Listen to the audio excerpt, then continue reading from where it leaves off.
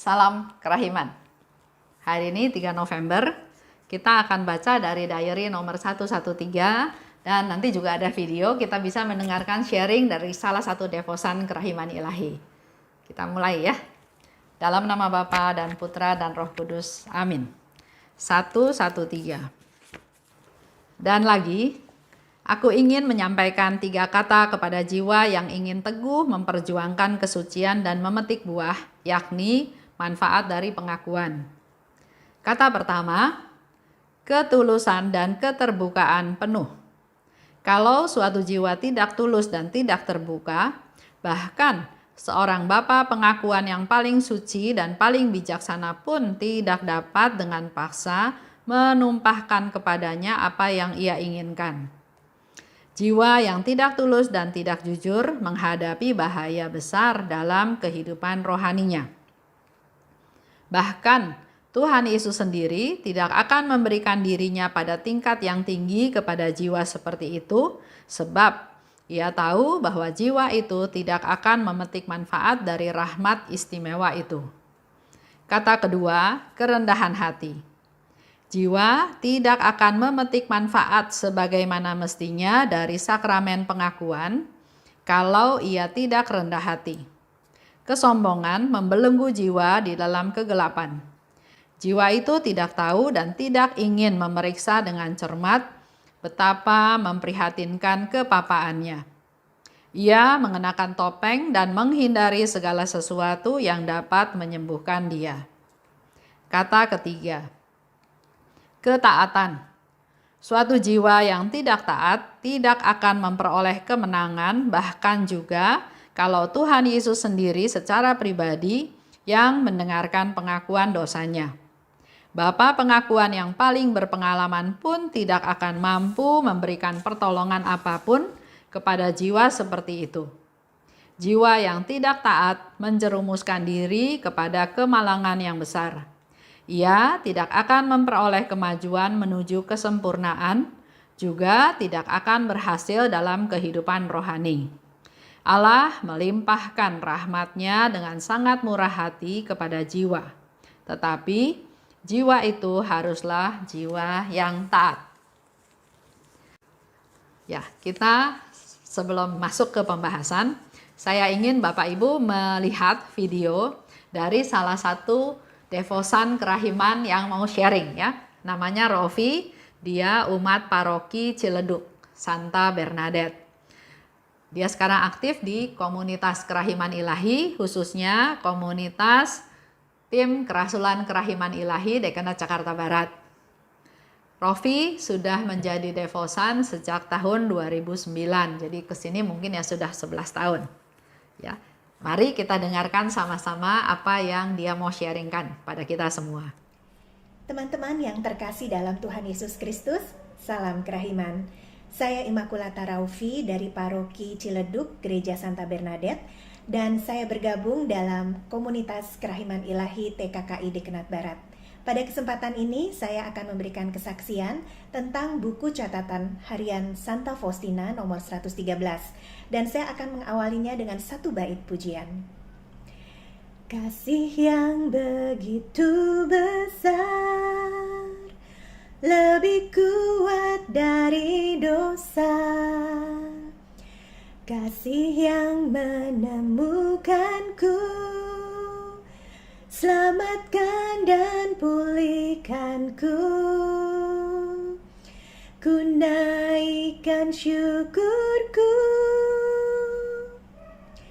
Saya sungguh bersyukur sekali karena kasih Allah dan kerahiman Allah itu telah memulihkan kehidupan saya, telah menemukan saya kembali, sehingga saya boleh selalu dekat kepadanya.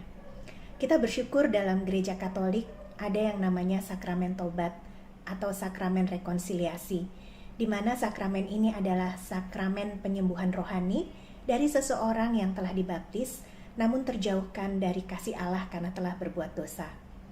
Saya pernah berbuat dosa yang besar, dan saya datang dalam sakramen tobat. Saya benar-benar datang kepada Tuhan dengan hati yang hancur, dengan penuh kerendahan hati dan ketulusan.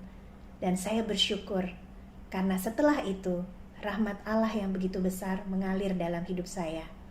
Ada metanoia, ada perubahan sikap hidup dan sikap dalam hati saya untuk selalu mau dekat kepada Tuhan. Dan sebagai penutup dari kesaksian saya mau cerita sedikit tentang bagaimana nasihat untuk hidup kudus itu diteguhkan kembali oleh almarhum papa saya.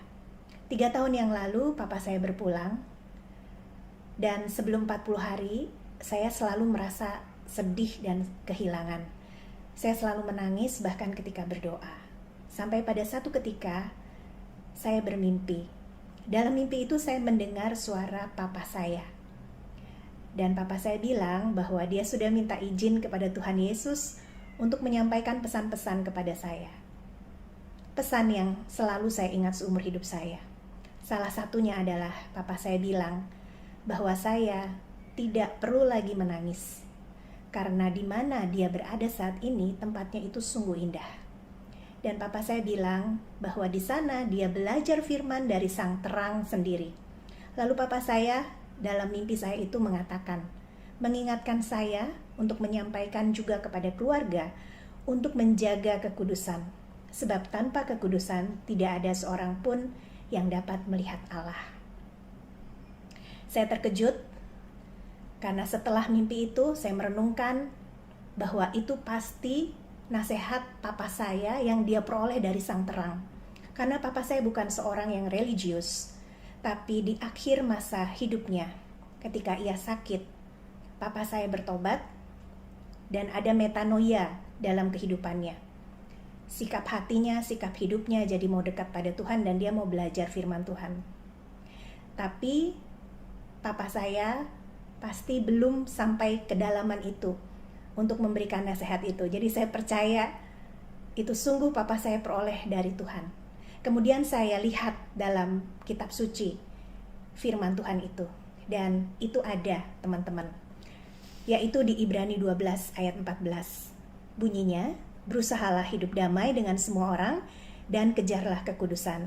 Sebab tanpa kekudusan tidak seorang pun akan melihat Tuhan.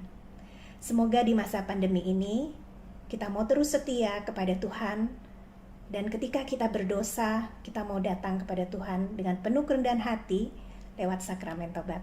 Tuhan memberkati. Ya, itu adalah sharing dari Rofi ya, bagus.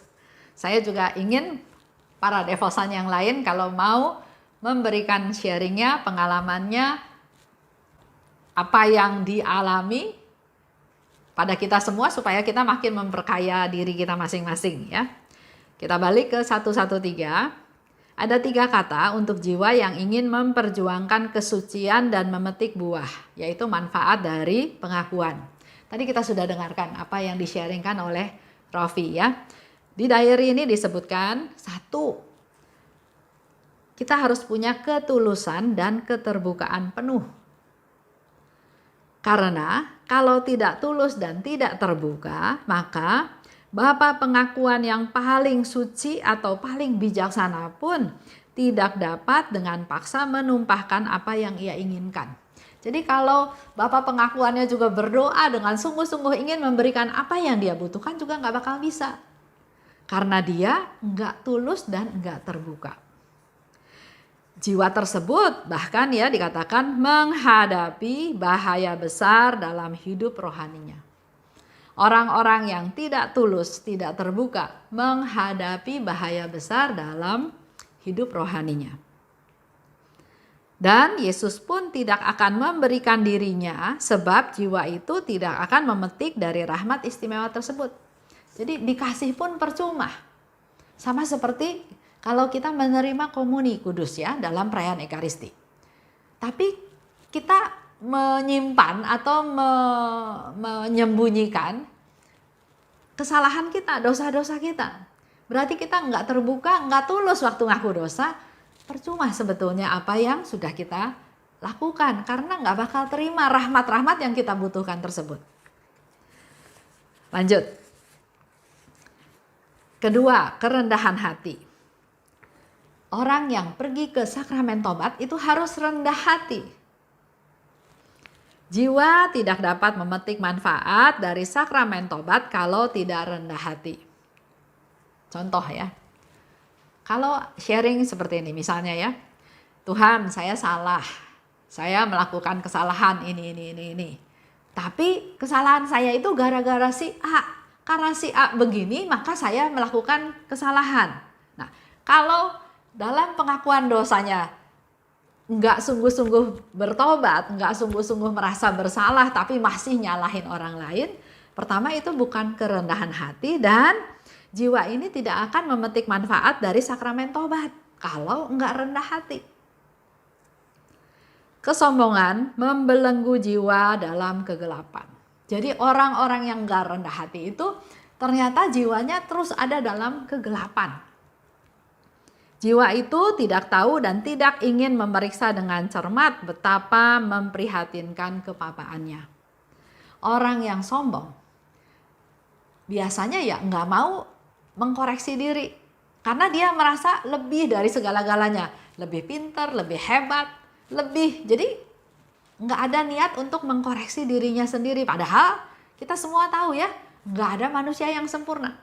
Lebih di satu bidang, mungkin ada kekurangan di bidang lain. Tapi biasanya orang yang sombong, orang yang tidak rendah hati, dia nggak mau memeriksa keadaan dirinya, kepapaannya.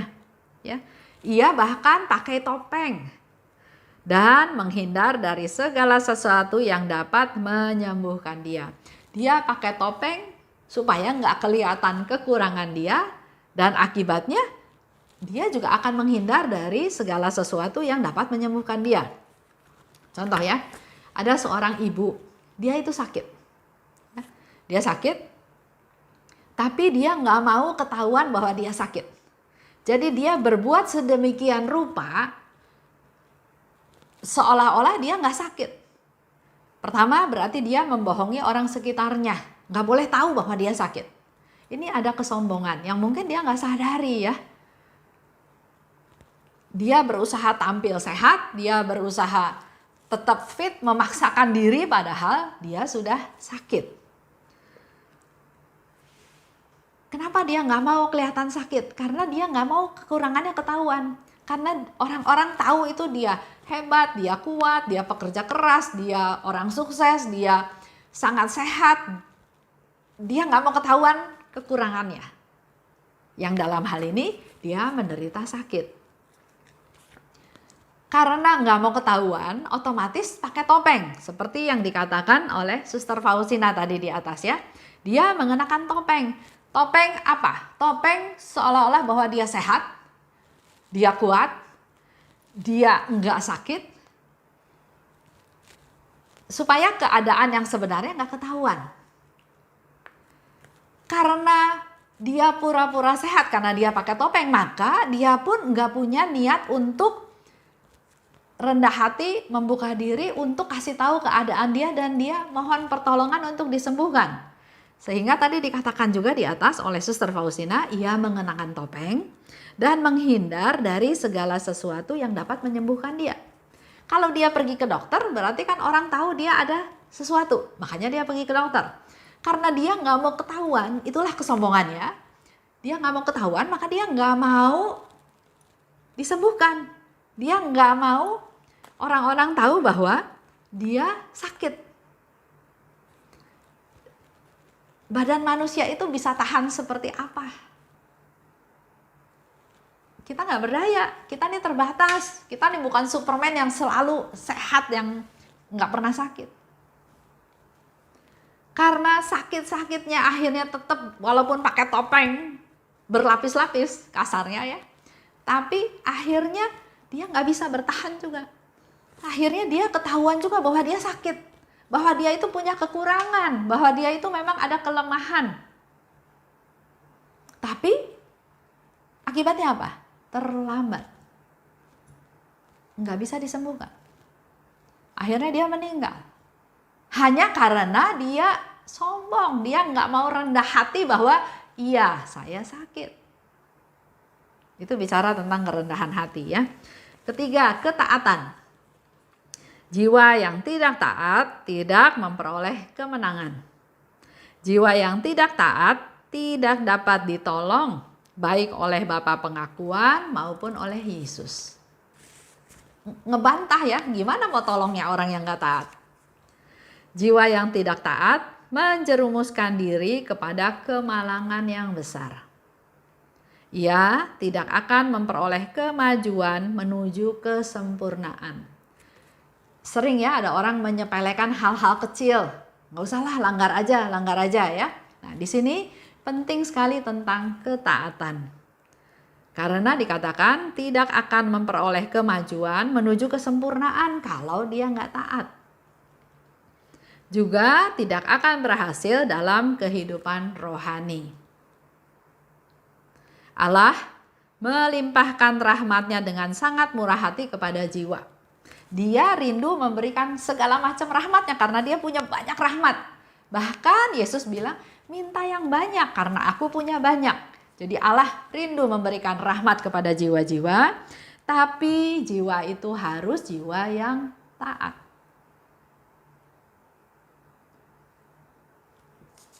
Kita balik ke sharingnya tadi ya dari Rofi. Jadi Rofi sudah tahu dia ada melakukan satu kesalahan. Semua manusia berdosa ya. Tapi di sini dengan kerendahan hatinya dia bercerita tentang kesalahan dia. Dia pergi ke sakramen tobat bukan hanya asal ya, tapi dia katakan dengan hati yang remuk redam, dengan ketulusan dan dengan kerendahan hati. Dia datang kepada Tuhan. Mengakui bahwa dia berdosa, mengakui bahwa dia lemah, mengakui bahwa dia tidak berdaya, mengakui kepapaan dia. Dan itu yang memang Tuhan harapkan. Pada waktu kita menerima sakramen tobat, itu yang Tuhan harapkan. Sehingga dikatakan oleh Rofi tadi, setelah menerima sakramen tobat, dia bisa memetik buah dari sakramen tobat tersebut. Mendapatkan hasil. Dan dikatakan lebih lanjut, rahmat Allah mengalir dalam kehidupannya. Ya, saya kenal sama dia juga cukup lama dan memang melihat pertumbuhannya baik rohaninya maupun kegiatannya maupun usahanya Tuhan memberkati. Dari salah satunya ya, dari suaminya tadinya belum Katolik sekarang bahkan menjadi Katolik. Itu proses di mana rahmat Tuhan terus mengalir ke dalam keluarga ini. Itu aja. Untuk hari ini kita sama-sama berdoa ya. Dalam nama Bapa dan Putra dan Roh Kudus, amin. Allah Bapa yang maha baik, terima kasih atas pengajaran-Mu pada hari ini. Karena sekarang kami makin tahu pada saat kami pergi ke sakramen tobat, persiapan-persiapan apa yang harus kami lakukan supaya kami bisa memetik buah dari penerimaan sakramen tobat tersebut. Mampukan kami Tuhan menjadi orang-orang yang taat, orang yang rendah hati, dan orang yang punya ketulusan dan keterbukaan untuk datang padamu bahwa kami memang berdosa. Kami memang lemah, kami memang tidak berdaya, kami ini tidak punya apa-apa. Kami ini Papa. Oleh sebab itu, limpahkan rahmat-Mu Tuhan, supaya kami menjadi orang-orang yang kuat, menjadi manusia-manusia baru yang diberi rahmat kekuatan oleh-Mu. Dan juga pada saat ini Tuhan kami mau berdoa secara khusus untuk Rofi, untuk keluarganya, untuk suami, untuk anaknya dan untuk keluarga besarnya. Agar Engkau melimpahkan rahmat yang mereka butuhkan. Berkati juga Rofi secara khusus Tuhan untuk pelayanannya, untuk aktivitasnya, untuk usahanya. Agar dimanapun dia berada, Engkau jadikan dia alat-Mu Tuhan untuk mewartakan kerahiman-Mu. Kemuliaan kepada Bapa dan Putra dan Roh Kudus, seperti pada permulaan, sekarang, selalu dan sepanjang segala abad. Amin. Dalam nama Bapa dan Putra dan Roh Kudus, amin. Salam kerahiman.